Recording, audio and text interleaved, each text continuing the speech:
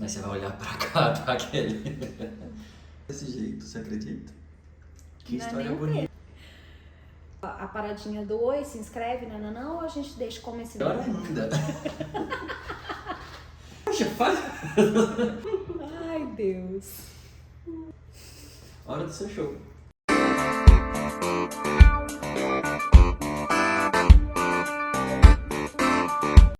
Bom, tô vendo que você estava pesquisando aí, caiu aqui nesse vídeo, ou então você veio por recomendação de alguém. E, obviamente, você quer conhecer um pouquinho mais de quem é essa pessoa, essa Kelly Rodrigues que está aqui falando com você. Bom, eu vou te contar alguns pontos importantes dessa história, porque se eu for contar a história toda, minha filha, senta que lá vem a história, não é pouca não. Mas eu vou te contar o que é importante você saber para poder conhecer um pouquinho mais de quem eu sou, de como eu posso te ajudar, de como que a gente vai ter essa parceria, essa troca aqui nesse canal, para que, não só para que você me conheça, para que você conheça meus métodos, para que você conheça o que e como eu faço com a psicologia, mas também para que a gente se conheça um pouco mais e eu também conheça a sua história. E aí você vai ter a oportunidade de se inscrever no canal. Aí aproveita e clica lá para as notificações para você já saber quando tiver vídeo novo. E conta a sua história também aqui. Eu quero saber a história de vocês, eu quero saber de onde você é, como é que é a sua história com a psicologia ou com o empreendedorismo. Vai ser um prazer até saber dessa história e responder. Bom, eu sou a filha caçula do meu pai e da minha mãe. E eu nasci exatamente quando eles estavam se separando. Olha que coisa, né? E aí, nessa separação dos meus pais, por que isso é importante? Porque exatamente quando isso aconteceu, a gente se separou enquanto família. Então, eu fui criada por outras pessoas. E até os 8 anos de idade, eu fui criada em 8 casas diferentes, ou seja, mais ou menos 8 constituições familiares diferentes.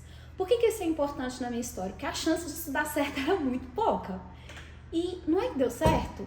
Menina, tô aqui contando essa história pra você porque deu certo de alguma forma. Houve muita superação, que eu vou contar um pouquinho aqui pra você como foi.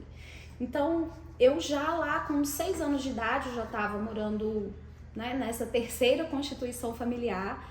E eu tinha mais ou menos uns 6 anos de idade e estava brincando com os meus irmãos nos fundos de casa, assim, após o almoço. E a gente estava discutindo sobre como seria o fim do mundo. No ano 2000, o mundo ia acabar. E a gente tinha muito medo disso, e a gente acreditava que o mundo ia acabar, aquele bando de criança brincando. E eu dizia assim, cara, não é justo, porque eu vou ter acabado de terminar meu curso de psicologia. Veja bem, eu tinha 6 anos de idade. E eu já estava preocupada que o mundo ia acabar e eu ia ter acabado de terminar meu curso de psicologia e não ia poder nem trabalhar. Olha para você ver como essa história, né, faz sentido na minha história. Tudo começou nesse dia e nesse dia eu tive uma clareza do meu propósito, do que eu vim fazer aqui e de como, né, seria a minha jornada, não com relação a trabalho, a ganhar dinheiro, mas principalmente qual ferramenta eu usaria. Eu sei que a forma ou que aquilo que a gente escolhe fazer na vida é uma ferramenta, porque existem vários acessos às dores, às possibilidades do mundo e cada ser humano vai escolher uma. Eu escolhi a psicologia naquele momento. Eu sabia o que um psicólogo fazia? Não, eu não sabia. Eu não sabia quanto ganhava, eu não sabia o que fazia. Então a minha escolha ela foi intuitiva, emocional e eu nunca me desgarrei dessa ideia. Muito embora, né, nessas idas e vindas familiares e configurações e desconfigurações familiares, todas as casas que nós fomos criados, eu não tinha muita perspectiva de estudo. A minha família não é uma família que tinha como base, né, se formarem em faculdades. Meus pais não estudaram, tiveram no máximo, se eu não me engano, minha mãe até a 6ª série, meu pai até a 7ª série, naquela época, hoje eu acho que é o 8º ano. E nessa configuração toda de vida, não existia um estímulo para o estudo. A gente ia para a escola porque era obrigado. E pelo Estado, né? O Estado obriga a colocar os filhos na escola. Então, as famílias que nos acolhiam para cuidar acabavam colocando a gente na escola, mas não era uma coisa estimulada. E nessa última casa que eu morei, que eu cheguei lá com 8 anos de idade, que foi a penúltima constituição familiar, assim, a organização familiar que eu tive, não havia incentivo, não havia... O combinado era que eles nos dariam casa, comida e escola, então a gente ia para a escola por essa razão.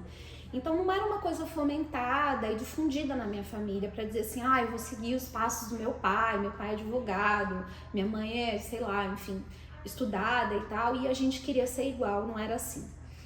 E por que que eu acho muito legal a gente olhar para isso dessa forma? Porque às vezes a gente tem uma ideia de quando a gente vê as pessoas fazendo determinadas coisas, de que havia um caminho trilhado, e não necessariamente esse caminho foi trilhado com tanta maestria, com tanta perfeição.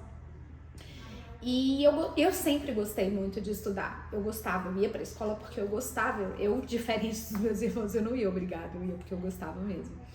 E tinha muita dificuldade, fui descobrir com 29 anos de idade que eu tinha dislexia, então eu passei toda a minha fase escolar sem apoio, né, sem acompanhamento familiar e com as dificuldades que eu tinha com relação à dislexia praticamente sozinha.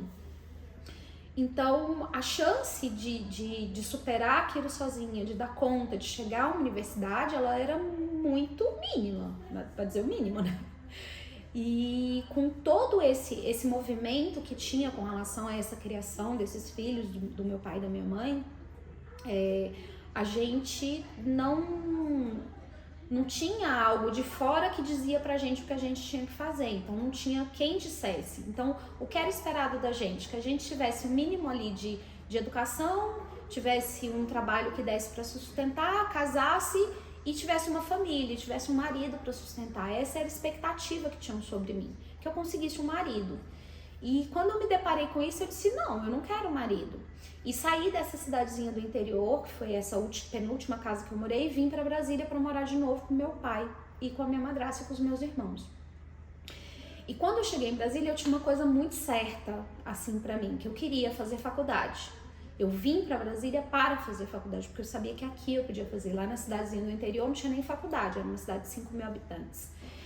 E quando eu cheguei aqui, eu senti muita dificuldade, eu tinha dificuldade de acompanhar, porque eu tinha uma educação interiorana, vim para Brasília, uma educação completamente diferente, eu obviamente reprovei, né, não dei conta de acompanhar a química, a física, a matemática, aquilo não entrava na minha cabeça, e tive muitas dificuldades. Nesse meio tempo que eu reprovei e tal, eu conheci o pai da minha filha, engravidei, e obviamente não entrei na faculdade.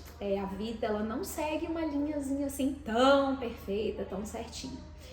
E obviamente antes de entrar na faculdade eu fui ter minha filha, me casei, tive um casamento não tão promissor ao ponto de que nós, né, com 9 anos de casado nós nos separamos, mas quando a minha filha tinha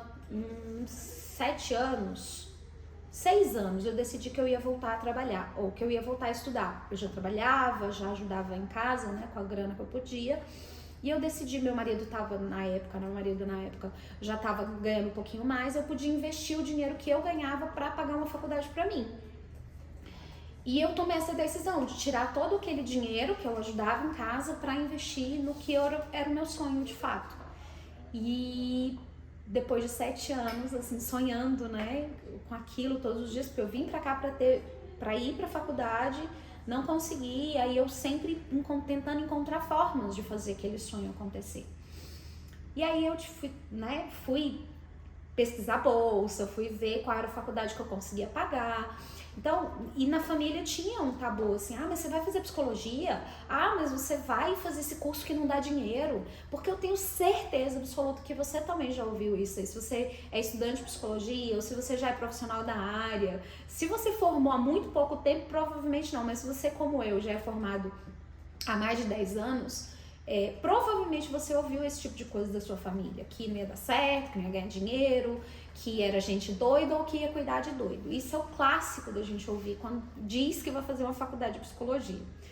E quando eu pude, né, assim, com muita dureza, com dinheiro muito contado, eu fui fazer o curso de psicologia. Eu ganhava R$1.100 e a faculdade era R$960. R$1.100 contando alimentação, transporte e o salário. Era o dinheiro todo que eu tinha e a faculdade era R$960. E com toda essa dificuldade, eu entrei na faculdade assim mesmo, contando as moedas. Durante o primeiro ano, eu ainda estava casada.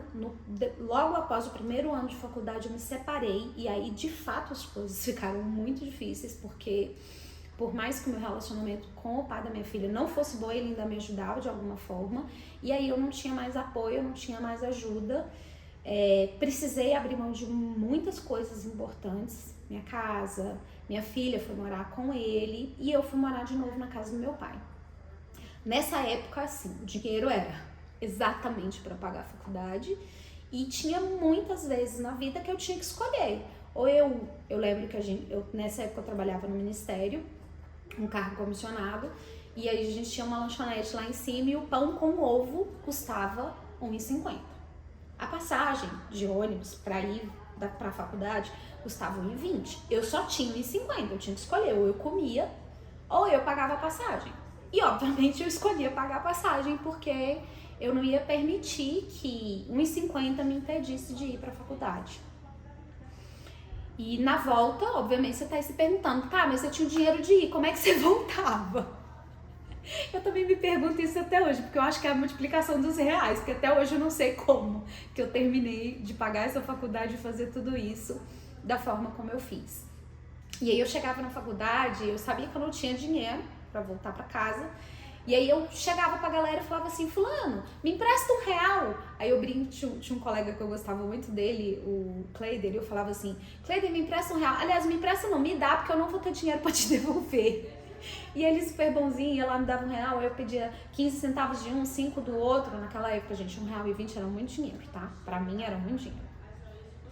E era assim que eu ia fazendo, dia após dia, e ia dando meu jeito até que as coisas foram melhorando. E aí algumas coisas aconteceram, a gente teve um pouco de aumento lá no ministério e tal, e aí as coisas foram ficando um pouco mais fáceis. Não ficaram tranquilas, mas foram facilitando um pouco. Bom, isso foi o começo da jornada para a psicologia. E aí toda a jornada, né, de faculdade, de trabalhar 40 horas, de ter um filho pequeno, uma filha pequena, de ter me separado, de estar morando na casa dos meus pais, todo esse foi o momento de formação. E aí até que eu me casei de novo, né, me envolvi no outro relacionamento, isso foi bem legal, me ajudou muito também. Mas ali começou um processo, nesse novo relacionamento, em que eu podia, como é que eu posso dizer, investir em algumas outras coisas, porque eu de novo estava tendo a ajuda de uma outra pessoa. E aí eu comecei a fazer cursos. E aí essa foi a minha sacada. No 5º semestre, ou seja, exatamente na metade da faculdade, eu consegui ter a visão de que eu podia fazer outras coisas para além do curso formal. Então eu estava ali na faculdade e eu pensava assim, cara, quando eu me formar, eu quero estar clinicando. O que eu posso fazer hoje que quando eu estiver formada, eu já esteja clinicando? E quando você se abre para a vida, né, você diz exatamente para a vida o que você quer, acaba que a vida te traz o que você precisa. E aí uma professora chegou pra gente e falou assim, gente, a gente tá abrindo a nossa clínica escola. E era uma clínica muito legal, muito grande, tinham 8 salas de atendimento, vários psicólogos iam atender lá, ia ter uns cursos. Eu falei, eu quero fazer o curso. Me pergunta com que dinheiro, porque assim, nessa época eu ainda não tinha dinheiro não, tá? O dinheiro ainda era contadinho. Mas eu fui, consegui pagar a primeira mensalidade, ali os 6 primeiros meses. Quando foi no outro semestre, elas me deram uns atendimentos para fazer de maneira gratuita, né, ali um acolhimento, e esses atendimentos eram o que custeavam as formações que eu estava fazendo com elas. E aí, nessa movimentação que eu fiz de estar fazendo cursos, de estar já colocando, né, o meu trabalho, o meu serviço ali à disposição, eu conseguia pagar o curso e conseguia ter experiência com os pacientes. Então eu fazia atendimentos conjuntos e a gente tinha supervisão, tinha o curso, tinha supervisão e tinha os atendimentos conjuntos. E isso foi muito, mas muito bom para a minha formação. Porque o que aconteceu? No 6º semestre, eu já estava fazendo esses atendimentos conjuntos. E aí, quando eu me formei, eu já tinha experiência de 2 anos. E isso foi incrível para a minha formação. Fora que eu já tinha 4 cursos de formação, eu fiz 2, eu fiz 2 vezes e fiz mais 3 cursos de formação no período da minha graduação. E isso fez um puta diferencial. Para que quando eu me formasse, eu não fosse só mais uma. Eu tinha colegas que conseguiam conhecer meu trabalho, eu tinha colegas que me indicavam, eu tinha pacientes que me indicavam outros pacientes. Então, toda essa movimentação ainda durante... Kelly, mas eu já fiz a faculdade e não fiz isso. Tá, mas você pode fazer hoje coisas muito parecidas com isso. Porque, de certa forma, o que vai modificar, o que vai transformar a nossa carreira é a movimentação. E é sobre isso que eu tô te dizendo que eu fiz, que deu certo e que me fez estar formada com 10 pacientes pagantes. Ah, Kelly, eles pagavam R$300 a sessão? Não, eles pagavam clínica social. Mas até hoje eu não conheci ninguém que saiu da faculdade com 10 pacientes pagantes. Com supervisão, com curso de extensão e tudo mais. E todo esse movimento, o que é legal da gente perceber nisso? Porque havia um destino ali para não dar certo. Eu separei, eu tive que deixar minha filha morar com o pai, eu tive que abrir mão de muitas coisas para primeiro me formar. E segundo, logo que me formei, ter tido esse movimento com relação a uma carreira, a pensar numa carreira, foi o que me fez chegar no fim da minha graduação e já estar posicionada como profissional. Então, muitas das vezes a gente pensa assim, quando eu formar eu vejo. Não, quando você formar já aconteceu. Então, o caminho, o processo fez toda a diferença na minha jornada. Pensar no final da jornada, olhar que eu ia em algum momento estar formada, eu ia em algum momento já estar atendendo, estar ali com o canudo e não saber o que fazer com aquilo. E a diferença toda foi ter pensado nisso 2 anos antes, ter me preparado para isso 2 anos antes. Então, esse lugar que eu tô hoje de estar na psicologia empreendendo, de ter hoje 2 consultórios, de já ter sido sócia de uma clínica com 8 terapeutas, com convênio, com fluxo de caixa funcionando, embora eu tenha saído dessa sociedade já há algum tempo, toda essa jornada, toda essa experiência, ela foi impactada pelas minhas decisões. Então, quando eu venho aqui contar para você a minha história e dizer para você, não onde eu estou, mas de onde eu parto, a jornada, ela não é sobre onde você chegou, é toda a trajetória. E toda essa trajetória, ela me ensinou, e é o que eu vou usar esse canal aqui para compartilhar com você, é que ter objetivos claros, de ter uma postura, de ter uma coerência, de ter uma clareza de onde a gente quer chegar, faz toda a diferença.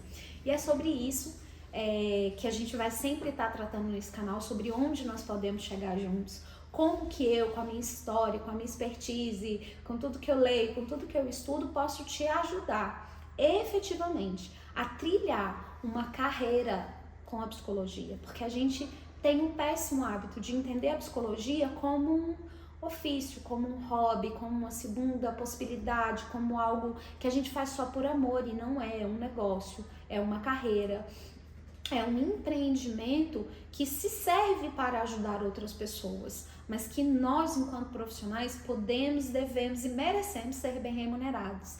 E é sobre isso que a gente vai estar sempre falando aqui, sempre trazendo vídeos para compartilhar, para agregar na tua carreira, para contribuir para o teu crescimento como profissional da psicologia e, obviamente, de outras áreas também.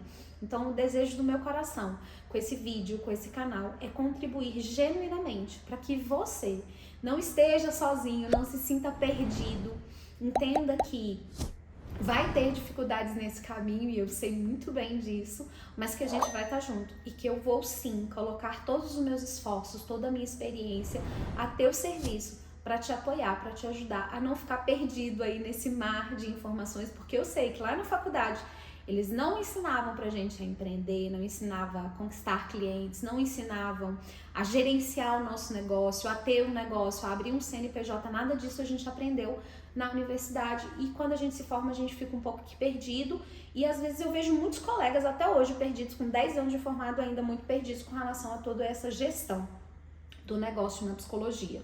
Então a gente vai estar junto aqui. Esse canal é assim, vocês são super bem-vindos, compartilha, comenta, fala pra mim da sua história e não se esquece de inscrever-se no canal para estar sempre recebendo as notificações e estar realmente participando de uma comunidade em que o meu sonho é realmente tornar a profissão psicologia não uma coisa utópica, um sonho socialista de só fazer o bem e a caridade. Você pode fazer isso também, mas que a psicologia seja vista, entendida e acolhida como uma profissão bem remunerada e respeitada, porque a gente já sabe que é, mas acaba que a gente não se vende dessa forma.